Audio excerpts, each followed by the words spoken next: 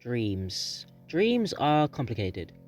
Aspiring to be something, or to have something, or to find something, those goals are what drive us as human beings through trials and challenges to accomplish those dreams. No matter how difficult, or painful, or tedious, or impossible the idea of reaching your dream, it's one of those powerful forces in the universe. And that force is driving me to achieve my dream. Since the beginning of the Pokémon franchise, catching Pokémon has been the center point. Although not compulsory for beating a Pokémon game, completing a Pokémon game is a different story. First, there's the regional dex. All the Pokémon in the game, pretty simple. You'd usually need 2 copies. Of course, it's gotten easier with later gens, but it's still a difficult task.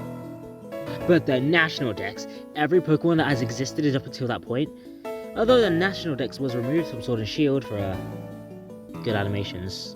Pokémon Home is the new staple for completing the Pokédex, as it has infinite storage and allows you to connect to all modern Pokémon games. Even now, you can send Pokémon from Scarlet and Violet back to Sword and Shield. We've never had that technology before.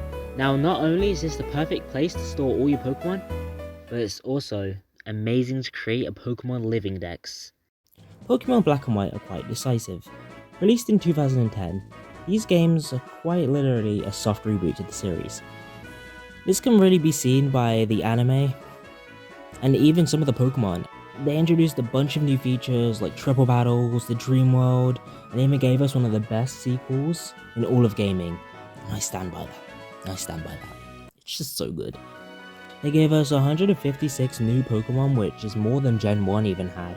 And speaking of Gen 1, it takes a lot of inspiration from it, as I mentioned. A lot of them are mid, to put it frankly. However, I think some of them are just top 10 Pokemon designs of like all time, and you know which ones I'm on about. Either way, I've still got to catch them.